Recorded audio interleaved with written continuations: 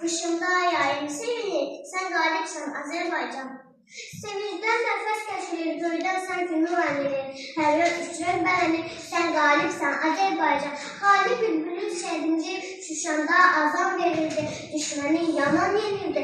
Sən qalibsən Azərbaycan. Qış günündə üzdə çiçək açdıram, gecəmizə gün işığı saçdıram.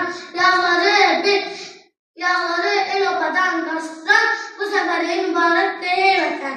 Bu səfərin mübarəkdir ey vətən.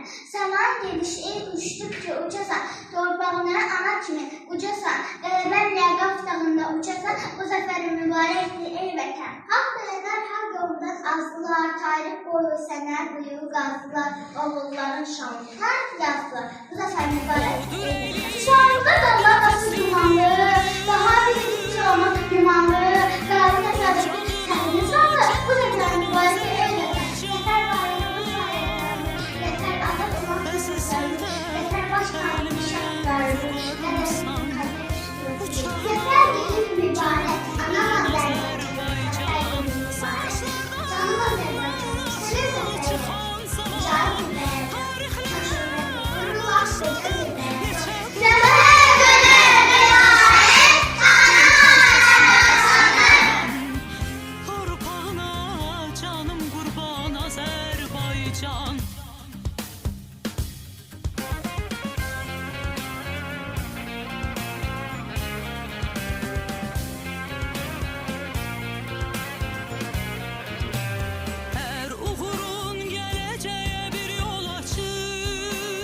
Odur eyli, od nəfəslidir.